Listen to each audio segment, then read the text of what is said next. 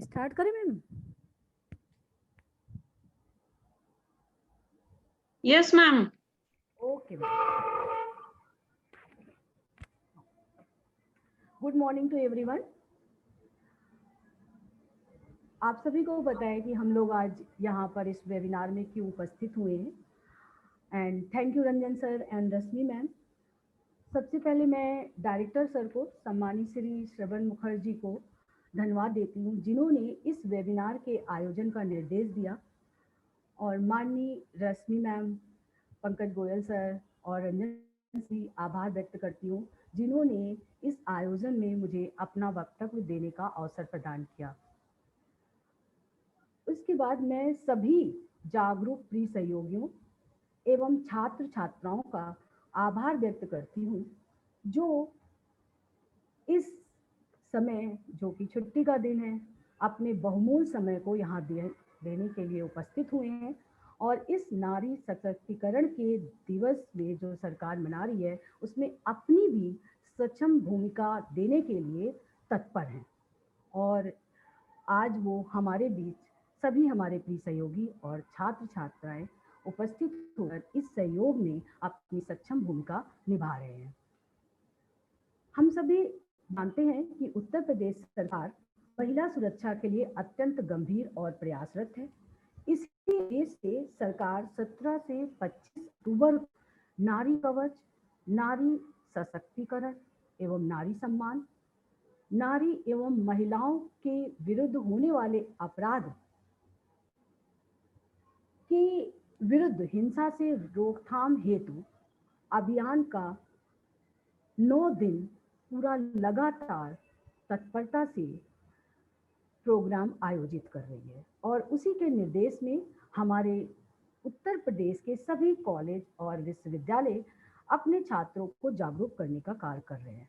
उसी श्रृंखला में हमारा कॉलेज IMS इंजीनियरिंग कॉलेज भी अपने बच्चों को जागरूक करने के लिए और इस मुहिम में अपनी भूमिका निभाने के लिए पूरी कोशिश कर रहा है। और उसी श्रृंखला में आज इस वेबिनार का आयोजन किया गया है, ताकि हम अपने बच्चों को भी, जो पूरी सरकार उत्तर प्रदेश की और जो कॉलेज और स्कूल जो कोशिश करे, उसमें हमारा कॉलेज और हमारे जागरूक छात्र भी पीछे ना रहें और वो भी इस भूमिका में अपना महत्वपूर्ण योगदान। और मुझे देखकर ये बड़ी हैरानी हो गई है कि छुट्टी वाले दिन भी इतने स्टूडेंट हमारे बीच प्रेजेंट हैं और वो सुनने के लिए तत्पर भी हैं। और फिर से हम अपने छात्र छात्राओं और अपने सहयोगियों को आभार व्यक्त करती हूँ, जो इस बीच हमें बीच उपस्थित हैं इस सक्षम मुहिम में। हम सभी जानते हैं कि सशक्तिकरण के लिए लगातार प्राचीन वैदिक साहित्य को देखें तो हमारे साहित्य में स्त्री को शक्ति का पर्याय माना गया है और शक्ति को स्त्री का पर्याय माना गया है। अगर हम इन नौ दुर्गा के दिनों को देखें, गवर्नमेंट 17 से 25 अक्टूबर को मना रही है।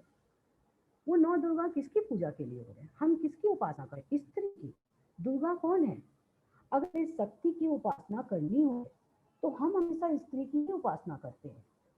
वो चाहे धन की शक्ति हो, चाहे ज्ञान की शक्ति हो, और चाहे शक्ति ऊर्जा की।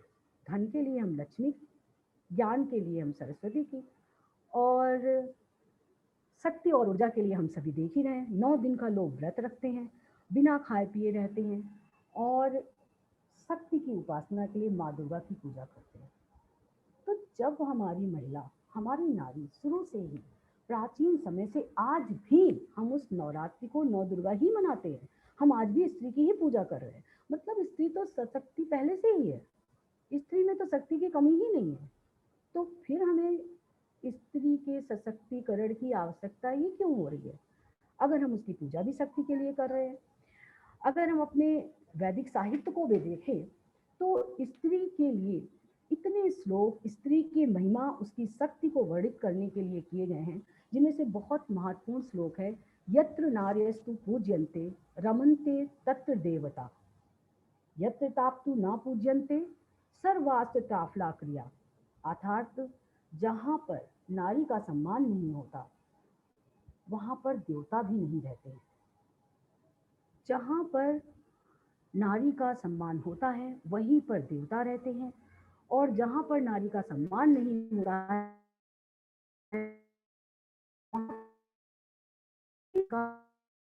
और वहाँ नहीं करता है।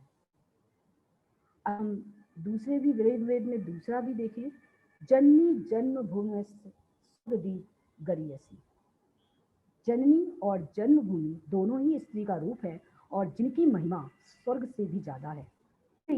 मातृ भवा, स्त्री को देवताओं से भी ऊपर किया है। जो माँ है हमारी, चाहे भूमि रूप में हो, चाहे वो जननी हो, चाहे वो हमारी शक्ति के रूप में हो, चाहे धान के रूप में हो, चाहे ज्ञान के रूप में हो, वो हमेशा हमारे सभी देवताओं से ऊपर है। नास्ति समाज नास्ति मातृ समात्राण, नास्ति मातृ समाप्रिया। माँ के समान कोई छाया नहीं है, माँ के समान कोई सहारा नहीं है, माँ के समान कोई रक्षक नहीं है, माँ के समान कोई प्रिय नहीं है। अर्थात माँ सबसे शक्तिशाली है और माँ हम स्त्री का पर्याय मानते हैं। सबसे बड़ी है वो माँ के रूप में होती है। तो जब माँ के इतने रूप है शक्तिशाली है और सबसे बड़ा उदाहरण अपने चारों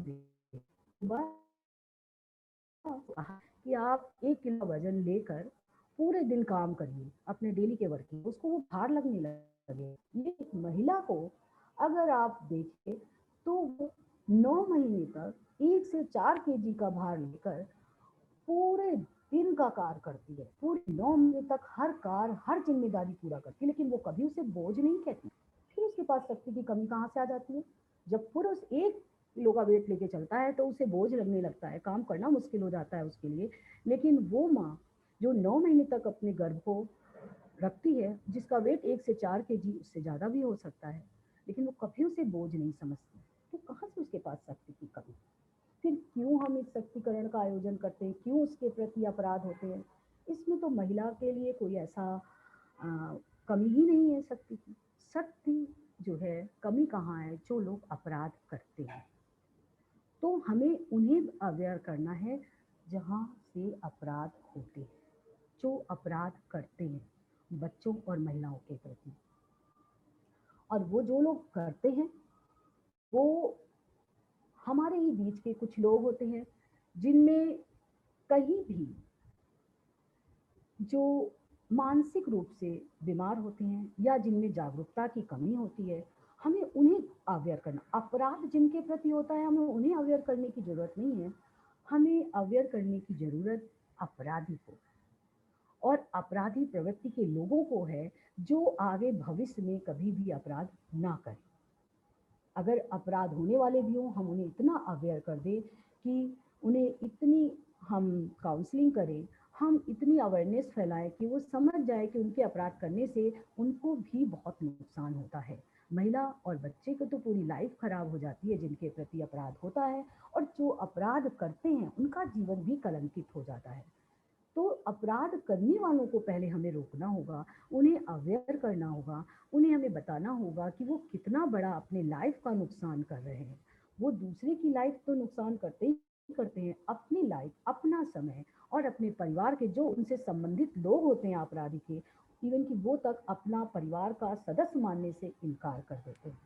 तो हमारी कोशिश होनी चाहिए कि हम पहले अपराधी प्रवृत्ति के लोगों को या जो अपराध कर सकते हैं सभी लोगों को अवेयर करें, ताकि किसी के दिमाग में अगर इस तरह की आपराधिक प्रवृत्ति जन्म भी लेती है तो जन्म लेने से पहले ही उसे पता लग जाए कि हम ये कितना बड़ा पाप या गलत काम करेंगे। अब हम इन लोगों को अवेयर कैसे करें?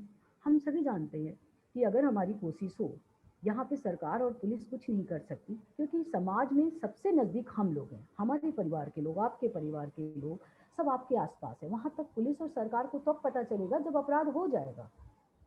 हमें तो उससे पहले भी पता लग जाता है कि ये व्यक्ति ठीक नहीं है, गलत काम कर सकता है, इसके बातचीत से लगता है कि ये इस तरह का है, तो हम लोग उसको अवेयरनेस या ऐसी संस्थाएं जो अवेयरनेस करती हैं उसको उसके कांटेक्ट में या उसकी काउंसलिंग अगर हमें लगता है कि हम उसे समझा सकते हैं तो कोशिश तो हम कर सकते हैं।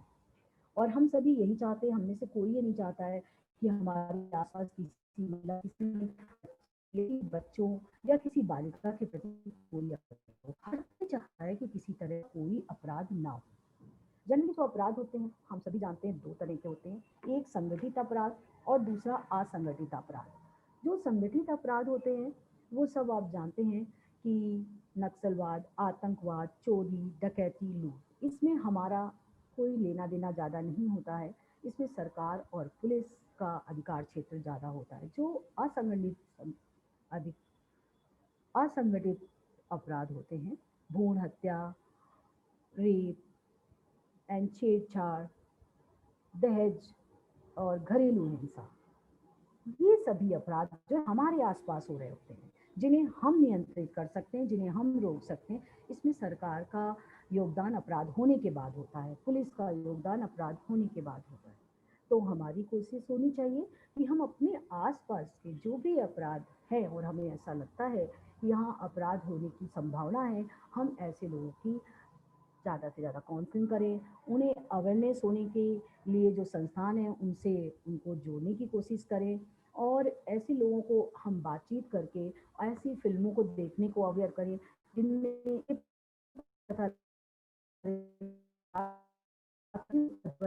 फर्क हो जाता है और जिनके प्रति अपराध होता है, महिलाएं और बच्चे, वो बच्चा पूरे जीवन, वो एक दिन जब उनके साथ अपराध होता है वो बुरे स्वप्न की तरह उन्हें पूरी लाइफ परेशान करता है, उनकी हो जाती है उस समय पे, बट वो उनके बुरा स्वप्न हमेशा उनके दिमाग में पूरी लाइफ प्रेजेंट रहता है। और जो अपराधी होता है उसका भी जीवन कलंकमय हो जाता है और सब लोग जानते हैं कि इसने ये अपराध किया है और वो समाज में उसी अपराध के नाम से जाना जाने लगता है। तो जो लोग अपराध करने के बारे में या उनके दिमाग में इस तरह आता है या उन्हें कोई मानसिक विकृत टाइप की बीमारी है तो उसका इलाज कराना चाहिए, क्योंकि जनरली इस तरह के जो अपराध होते हैं उनमें अधिकतर लोग जो होते हैं वो मानसिक विकृत से ग्रस्त होते हैं। क्योंकि हम में से कोई भी ऐसा अपराध नहीं कर सकता है, ना मैं, ना आप, ना हमारे चारों ओर जो लोग दिखते हैं उनसे भी हमें उम्मीद ही नहीं लगती, आशाएं भी नहीं दिखती कि कोई भी ऐसा गलत काम करेगा। तो फिर जो ये लोग हैं, ये लोग जो भी हमें समझ में आते हैं या हमें दिखते हैं तो हम लोग इनके प्रति और इनके अवेयरनेस के लिए, और जो अपराधी लोग हैं वो इनको हम अवेयर करके इनके होने वाले अपराध को कम कर सकते हैं। और जो हमारा वेबिनार है इसी तरह का, अगर कोई भी किसी के दिमाग में इस तरह का अपराध करने की उनके बारे में दिमाग में आता है तो वो उसे समझें कि ये कितना गलत काम है, उसके अपराध को समझें। और इस तरह अगर हम सभी एक छोटे स्तर से ये शुरुआत करते हैं तो पहले कॉलेज स्तर पे, फिर जिला स्तर पे, फिर राज्य पे जो अपराध है उनकी संख्या बहुत कम हो जाएगी, क्योंकि शुरुआत अपराध की समाज से। आज के सभी लोग अगर जागृत हो जाते हैं और अवेयर हो जाते हैं तो हम इस अपराध को समाज के घर से ही समाप्त कर देंगे, और जब घर से ही समाप्त हो जाएगा तो समाज में नहीं रहेगा, देन हमारा जो पूरा राज्य है, पूरा देश,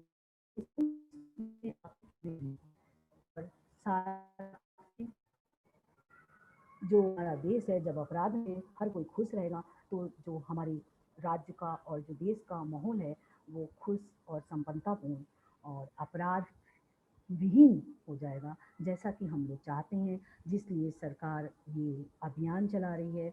और जो महिला शक्ति की हम बात करते हैं वो शक्ति आज भी हमारे बीच उपस्थित है, क्योंकि हम पहले भी उसी शक्ति की पूजा करते थे, आज भी हम साल में 2 बार नवरात्रि में 9 दिन शक्ति की पूजा करते हैं। और उस शक्ति कौन है? स्त्री।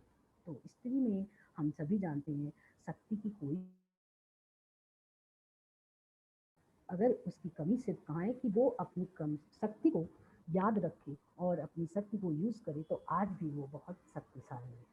और हम सब अपनी जागरूकता के कारण उसकी शक्ति को बढ़ाने में, उसकी शक्ति को बनाए रखने में मदद कर सकते हैं। और पूरे अपने राज्य, अपने सबसे पहले हम अपने कॉलेज में और अपने राज्य में और अपने देश में इस तरह का जो शांति और प्रसन्न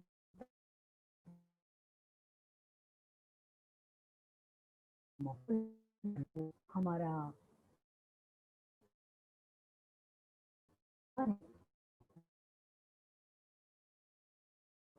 इस तरह जो मोटिव है कि हम अपराधी को ही अपराध ना करने की प्रेरणा दें और उन्हें इस अपराध से होने वाली हानि, उनके परिवार को होने वाली हानि के बारे में बताएं, ताकि कोई भी जो है इस तरह के अपराध करने के बारे में सोचेंगे। दूसरा, हम हर महिला को और बच्चों को ऐसे अपराध के प्रति भी अवेयर कर दें, ताकि कभी उन्हें ऐसा जरा सा भी आभास होता है कि ऐसे अपराध हो सकते हैं, तो वो उन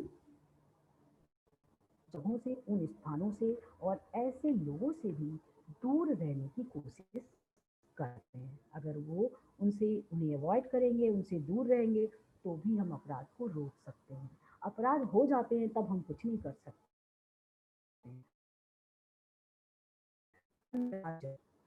और फिर हम लोग उसकी, जब अपराध हो जाए फिर हम उसका बचाव करें, तो ये पॉसिबल हो ही नहीं सकता। हम अपराध से पहले ही लोगों को जागरूक करें, ताकि अपराध ना हो, किसी को बच्चों और ना ही अपराधी बनने की ओर हम किसी को अग्रसर होने दें। हर व्यक्ति एक समान व्यक्ति रहे, बिना किसी कलंक के समान लाइफ जिए, एक अपराधी के नाम से नहीं। और इसके लिए हमें लोगों को अवेयर करना है, उसके जो होने वाले अपराध है, उनसे जो होने वाला नुकसान है, उसका और उसके परिवार को बार बार हम उसे समझाएं कि अगर इस तरह का वो अपराध बच्चों या समाज के किसी भी वर्ग के प्रति करते हैं, तो उनकी पूरी लाइफ उस अपराधी के नाम से जानी जाने लगेगी और वो उनके लिए बहुत ही कलंकित जीवन से संबंधित हो जाता है। और इस तरह कलंकित जीवन जो है वो कोई भी, हम में से कोई भी नागरिक जीना नहीं चाहता है। तो मैं जो फिर से यही कहना चाहूँगी कि नारी को सशक्तिकरण दिवस हम मना रहे हैं, ताकि नारी को फिर से अपनी उस पुरानी शक्ति को याद दिला सके कि वो आज भी बहुत शक्तिशाली है, शक्तिपूर्ण है। उसे किसी शक्ति की आवश्यकता नहीं, बस उसे याद करना है कि वो कितनी शक्तिशाली है। और इस शक्तिशाली में नारी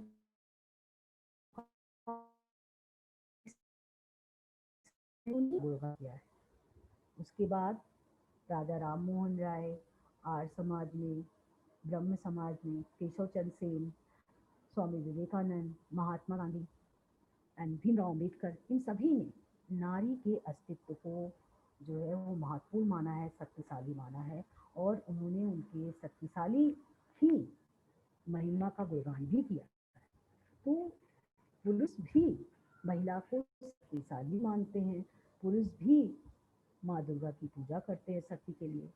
और इस शक्तिशाली जो अस्तित्व है महिला का, ये इस महिमा का सबसे ज़्यादा गुणगान भी पुरुष ही करते हैं। और इस महत्ता को भी सबसे ज़्यादा पुरुष ही समझते हैं। सिर्फ एक वर्ग है पुरुष का, या एक वर्ग है पुरुष या स्त्री का, जो अपराधी ग्रुप से जुड़ा होता है। पूरा समाज हमारा जो है, अगर आप देखें तो 90% समाज में इस तरह के लोग हैं ही नहीं। वो 10% लोग इतने प्रभावी हैं कि वो समाज में अपराधी प्रवृत्तियों को बढ़ावा देते हैं और उन्हीं के कारण आपराधिक प्रवृत्तियाँ होती हैं। हमें उन्हें ज़्यादा अवेयर करने की ज़रूरत है। इसके लिए हमें इस तरह के प्रोग्राम, इस तरह के वेबिनार समय समय पर आयोजित करने चाहिए, ताकि लोग अवेयर हों और अपराध ना हो। मैं यहीं पर आप सभी को धन्यवाद देते हुए अपना जो वर्कशॉप है वो समाप्त करती हूँ और उम्मीद करती हूँ कि आपको सुनने में ये समझ में आया होगा कि महिला सशक्तिकरण के लिए जो हम लोग प्राचीन भारत से लेकर आज तक जो दिवस मनाते रहे हैं, वो हमेशा हम लोग महिला को शक्तिशाली ही मानते रहे। इसीलिए ये 9 दिन भी हम शक्ति की देवी दुर्गा की ही पूजा कर रहे हैं। हम लोग शिव जी की पूजा नहीं कर रहे। शिव जी की साल में ज़्यादा से ज़्यादा 5 दिन, लेकिन हम लोग साल में 2 बार देवी की पूजा 9 दिन करते हैं। उसके अलावा तो जो हम करते हैं वो है ही है। तो अगर सबसे ज़्यादा देखें तो हम स्त्री की ही पूजा कर रहे हैं और स्त्री की ही महिमा का हम गुणगान भी करते हैं। तो शक्तिशाली जहाँ तक है तो स्त्री आज भी है, और मेरी समझ से आप भी यही समझ रहे होंगे कि स्त्री में शक्ति की कोई कमी नहीं है। बस उसे याद करना है और आपराधिक परिस्थितियों से, आपराधिक गुणों के लोगों से दूर रहना है, और अगर ऐसे लोग हमें पता लगते हैं तो उन्हें जागरूक करके हमें इस तरह के लोगों को अपने समाज से हटाने की या उनकी काउंसलिंग करके उनके जो आपराधिक गुणों को हैं हमें दूर करने की कोशिश करना है। इसी आधार पे मैं अपना वक्तव्य यहाँ समाप्त करती हूँ। अब थैंक यू एंड जय हिंद।